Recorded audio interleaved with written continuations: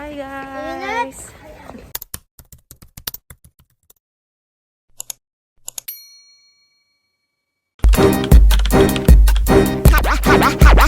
High heels on my tippies. Dough say ain't Gabbana, that's on my titties. How me bet. Welcome back to my YouTube channel!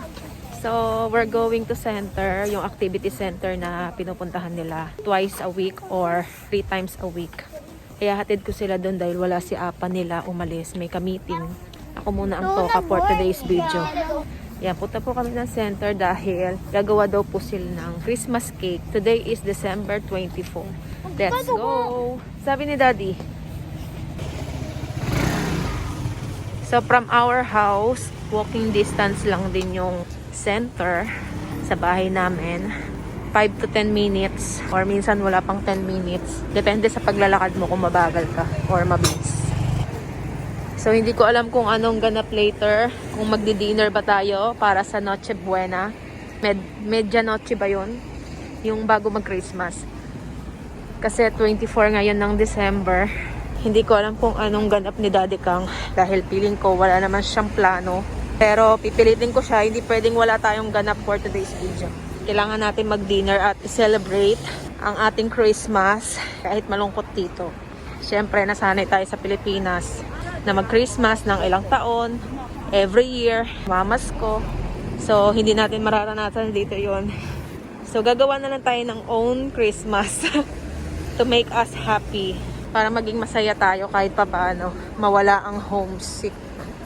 So, bali yung center na pinapasukan nila, yung katabi niya is simbahan na pinagsisimbahan namin every Sunday. Christian church siya. Tapos may mga pa-offer sila na activity center para sa mga bata, para sa mga foreigner. May English study sila every Sunday din. 2 p.m. para sa mga adult. Tapos 6 p.m. para sa mga bata. Naka-attend na sila doon pero ayaw na daw nila. Lagi na lang nilang daing is boring daw. Lagi silang boring sa buhay. Hindi nila feel siguro. Pero masasanay din, paunti-unti lang. Ayan, lakad mode muna kami. Lamig. Katapos na hindi ko alam saan ako pupunta. Kasi mamaya pa sila uuwi. 3 hours to 4 hours sila doon. Libre lang lahat yon guys. Tapos marami pa silang pabigay. Minsan may mga pa-freebies na pinapauwi sa mga kids. Tapos may free food din sila after that activity. Meron silang pakain. Rice, tsaka maraming ulam. Ayan, dito tayo dumadaan. Every Sunday dito kami nagpupunta sa church na yan. Christian church. Malapit lang sa bahay namin. Pero dahil hindi pa sila sanay, gusto nila magpahatid. Kaya hatid ko sila. Let's go. Lamig.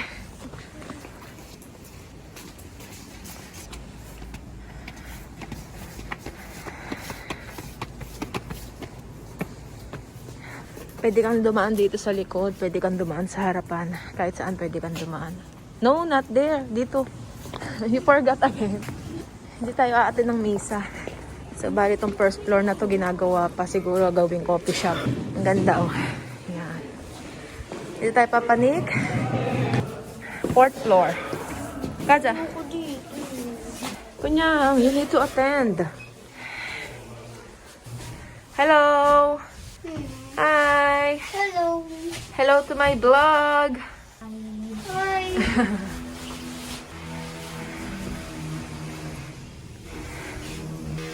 Let's be active and always answer, okay? Fighting!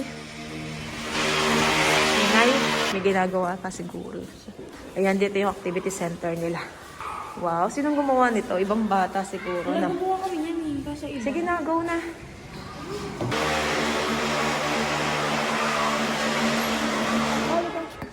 Nasaya! Nasaya!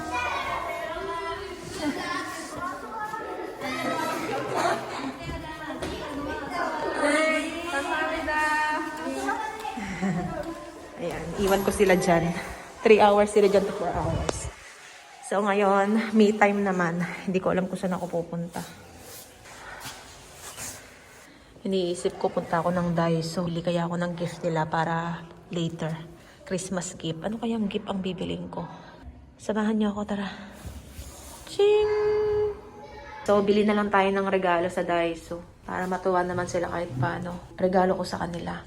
Samahan niyo ako guys. Tara. Kaysa maboring tayo sa bahay. Gumawa na lang tayo ng ikakakasaya natin. Punta kaya ako ng Sangin. Kaburat eh. Charot. Mag-subway kaya ako. Bili ako ng doon, damit ni Noah. Tingnan ko yung mga price. Tara, samahan niyo ako guys. Kaboring, walang kasama. Dito tayo daan. Lakad tayo. Ng Bear Light. Yan. Bali dyan yung center nila guys. Tapos sa kabila, yun yung simbahan, Christian Church. Kinaganda doon kasi marami silang connection, maraming free activities, marami silang freebies, maraming ino-offer for free. Tsaka big help sila lalo na sa mga parents na nagwo-work, pwede mo silang iwan doon. Pwede kang mag-part-time job dito. Habang nagpa-part-time job ka, pwede mo silang iwan doon, sila mag-aalaga. May free foods pa, 'di ba? Hindi ka dapat mag-alala dahil nasa mabuting kalagayan yung mga anak mo. Pero ako sa ngayon, wala pa akong work. Pero nag-a-apply na ako. Wala pa lang kumukuha. Pero in God's will, hintay-hintay lang tayo. Sa ngayon, enjoy na lang muna natin yung mga ganitong bagay. Okay, sure na tayo pupunta doon guys. Samahan nyo na ako. Bili tayo ng gift para sa mga anak ko. Tapos kikaw, hindi ko alam kung anong re-regalo ko sa kanya. Dahil ever since, hindi naman ako nagre-regalo sa kanya. Ang hirap niyang regaluhan. Tsaka hindi naman kasi siya materialistic na bagay. Ako lang talaga sapat na. Hi! Iyap! Charot! Okay, namiss ko ang subway. Ang tagal ko doon hindi nakasakay. Bili tayo ng ticket. So, bibili tayo ng ticket. Gamitin natin tong coins natin. Dahil matagal na siyang nakaburo dito. Ang lamig. Tigas ng kamay ko. Bali, ang pamasahe is 1.7 kapag bibili ka ng ticket. Pero pag may card ka, 1.5 lang. Nasa lang yan. 60 pesos. In Philippine pesos. Ayan.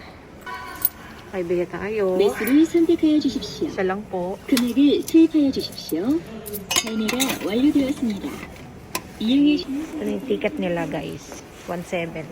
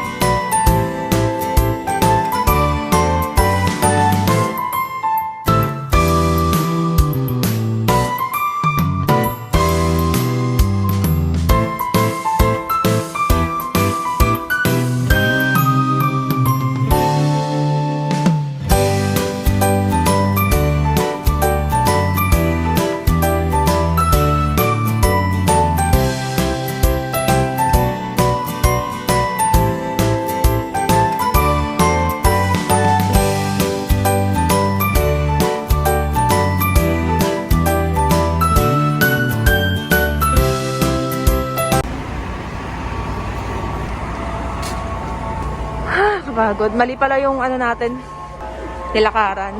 Tawid na lang tayo sa kabila. Tapos mamaya pupunta ako dyan. Sa Daiso, punta tayo dyan. Doon kami pupunta. Ayan. Arumdaun Kage. Beautiful store. Ibig sabihin, beautiful store. Ingay. Paano tayo tatawid? Saan ba may tawiran? Doon pala sa kabila yung tawiran. Sa kabila tayo tumawid. May tawiran ba doon? Bumalik na nga lang tayo. Bumalik tayo sa baba. Doon tayo dumaan sa baba. Walang tawiran talaga dito. Papunta kabila.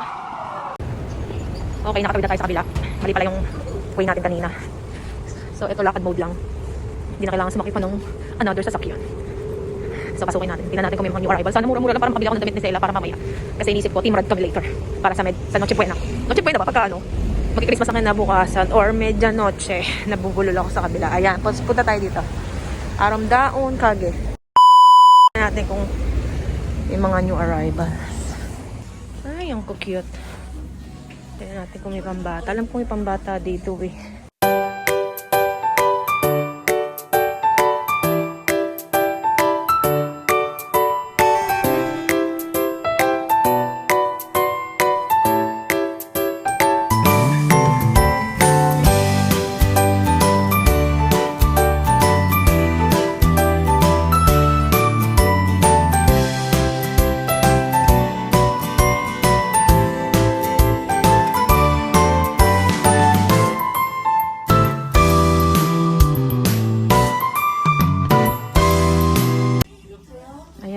sections din sila dito guys. Adult, pang kids, may mga accessories, may mga utensil, kasangkapan pang kitchen, mga abubot, may mga shoes, mga underwear, mix. Nakarami nakita ko dito boats. Kaso nawala na, syempre ang tagal na nun. Last 2 months pa yun, wala na. At para binili ko na, sabi ko na eh. Pag may gusto kang bilhin mo na. Kasi pagbalik mo wala na.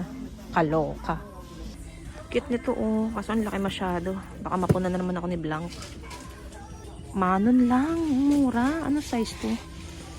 235, kaso 7 lang size niya. 240 ako eh. Sayang, ganda pa naman.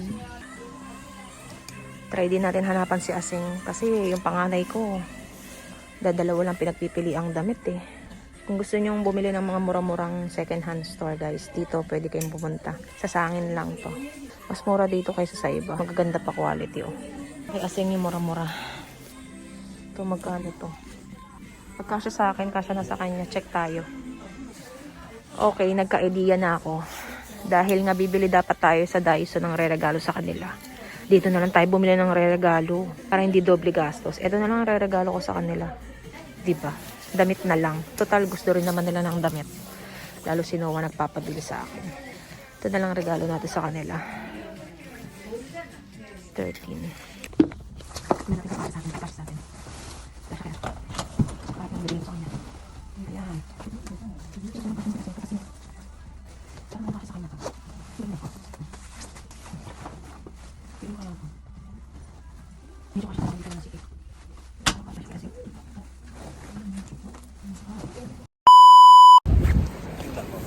So to guys, nakabili na tayo ng regalo natin kay Aseng tsaka kay Sela.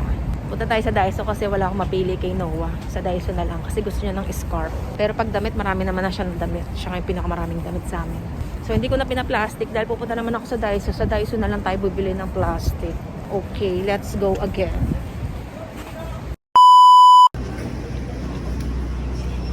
Sa Daiso para bumili ng scarf ni Noah. Re-regalo natin sa kanya. Kaya kuha tayo basket.